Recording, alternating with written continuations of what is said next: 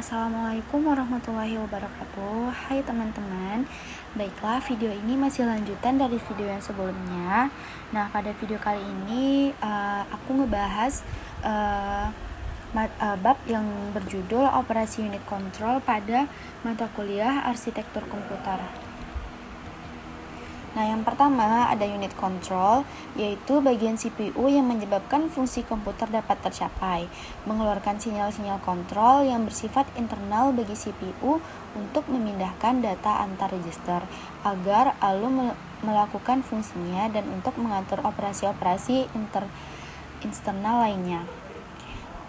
Unit control juga mengeluarkan sinyal kontrol eksternal bagi pertukaran data memori dan modul-modul input-output. Nah, adapun di sini fungsi CPU yang pertama fungsi operasi atau opcode, yang kedua fungsi mode pengalamatan, yang ketiga fungsi register, yang keempat fungsi antarmuka modul input-output, yang kelima fungsi modul memori, yang keenam fungsi pengolahan interrupt.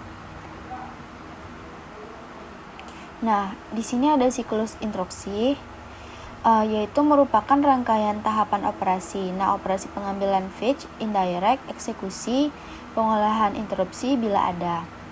Nah, siklus instruksi dalam pembahasan unit control, kita akan melihat tahapan operasi tersebut lebih mikro lagi, yang biasa disebut operasi mikro atau micro operation, operasi fungsional atau atomik suatu CPU. Nah, di sini ada elemen eksekusi program. Di sini ada fetch, indirect, execute, dan interrupt. Selanjutnya ada 4 register operasi pengambilan. Yang pertama memory address register atau MAR yang dihubungkan pada bus alamat untuk menspesifikasi alamat di dalam memori untuk operasi baca atau simpan. Yang kedua ada memory buffer register atau MBR yang dihubungkan pada bus data untuk menyimpan data yang akan digunakan untuk operasi dan data akan disimpan ke memori. Yang ketiga ada program counter atau PC untuk menampung alamat instruksi berikutnya yang akan diambil. Dan yang terakhir ada instruction register atau AR untuk menampung instruksi terakhir yang diambil. Selanjutnya ada langkah-langkah siklus pengambilan. Yang pertama, elemen instruksi berikutnya dimuatkan ke PC. Yang kedua, pindahkan alamat ke MIR pada bus alamat. Yang ketiga, control unit menspesifikasi perintah read. Yang keempat, hasil atau data dari memori diletakkan ke bus data. Yang kelima, data di bus data dikirim ke MBR. Yang keenam, PC menambah satu nilainya. Yang ketujuh, data atau instruksi dipindahkan dari MBR ke IR. Dan yang kedelapan, ada MBR sekarang bebas untuk fetch berikutnya. Selanjutnya ada siklus tak langsung, yaitu setelah siklus pengambilan, siklus berikutnya adalah mengambil operan sumber dengan asumsi format instruksi suatu alamat di mana pengalamatan langsung dan tak langsung diizinkan. Apabila instruksi tersebut menspesifikasi alamat tak langsung, maka siklus tak langsung harus mendahului siklus eksekusi. Nah, di sini ada contoh aliran data tak langsung dalam operasi mikro. Ini dia contohnya.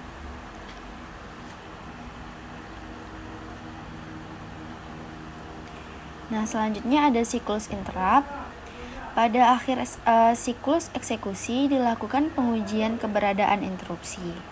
Bila terjadi interupsi, maka akan dijalankan siklus interupsi tersebut. Sifat siklus interupsi sebuah mesin berbeda sekali dengan interupsi pada mesin lainnya. Nah, di bawah ini merupakan contoh siklus interupsi dalam operasi mikro.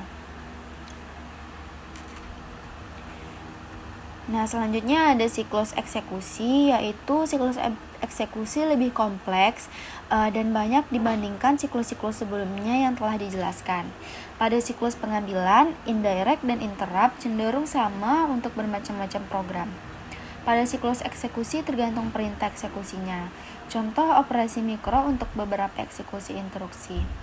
Operasi eksekusi penambahan, operasi ISZ atau increment and skip if zero. Nah, selanjutnya ada kontrol prosesor. Terdapat persyaratan fungsional bagi unit kontrol, yaitu fungsi-fungsi ini merupakan fungsi yang harus dilakukan unit kontrol. Definisi persyaratan fungsional ini merupakan dasar untuk perencanaan dan implementasi unit kontrol. Proses 3 langkah di bawah ini akan mampu memberikan karakterisasi unit kontrol. Yang pertama, menentukan elemen dasar CPU. Yang kedua, menjelaskan operasi mikro yang akan dilakukan CPU. Dan yang terakhir, menentukan fungsi-fungsi yang harus dilakukan unit kontrol. Nah, di sini ada fungsi unit control eksplisit. Yang pertama, pengurutan atau sequencing. Unit control bertugas mengontrol sejumlah operasi mikro dalam urutan yang benar. Execution atau execution yaitu unit control yang menyebabkan setiap operasi mikro dilakukan. Nah, selanjutnya ada unit control, yaitu memiliki input untuk menentukan status sistem, memiliki output untuk mengontrol langkah laju sistem. Secara internal memiliki logika-logika pengontrolan untuk membentuk fungsi pengurutan dan fungsi eksekusi. Dan yang terakhir dipandang sebagai suatu sistem dengan input dan output. Nah, selanjutnya ada input unit control. Yang pertama ada pewaktu atau clock, berfungsi untuk sinkronisasi operasi antara komponen-komponen komputer termasuk juga unit control. Yang kedua ada register instruksi atau instruction register, yaitu opcode instruksi saat itu digunakan untuk menentukan operasi mikro yang akan dilakukan selama siklus eksekusi. Yang ketiga ada flag. Flag ini diperlukan unit control untuk mengetahui status CPU. Yang keempat ada control signal to control bus, yaitu memberi jalur ke unit control untuk sinyal-sinyal seperti sinyal interrupt dan acknowledgement. Nah, di sini ada output unit control. Yang pertama ada sinyal kontrol di dalam CPU atau control signal with CPU. Output ini terdiri dari 2 macam sinyal, yaitu sinyal-sinyal yang menyebabkan perpindahan data antar register dan sinyal-sinyal yang dapat mengaktifkan fungsi ALU yang spesifik.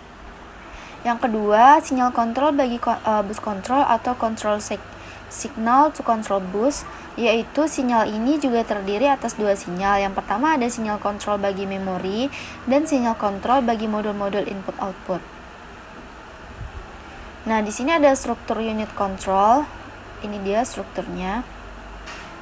Nah, di sini ada control buffer register, setelah itu ke control logic. Control logic menghasilkan internal control signal dan external control signal.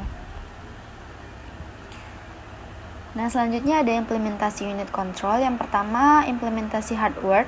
Intinya unit control merupakan rangkaian kombinasional.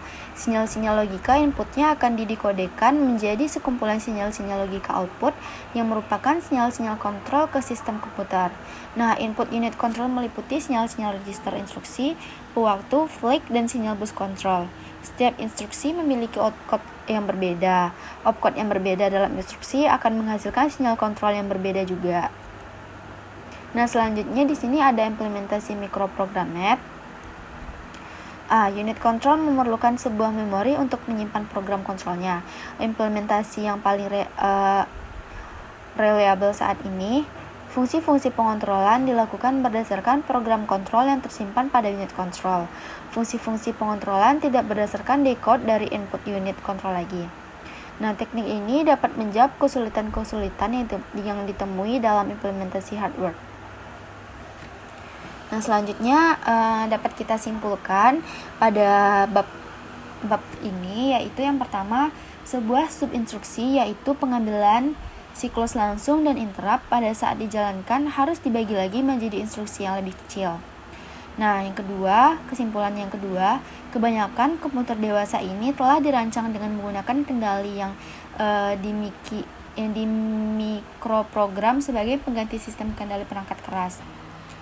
Kesimpulan yang ketiga, tabel pemikroprograman dan rangkaian-rangkaian yang bersangkutan dari komputer dewasa saat ini jauh lebih kompleks, akan tetapi gagasan utamanya akan tetap sama.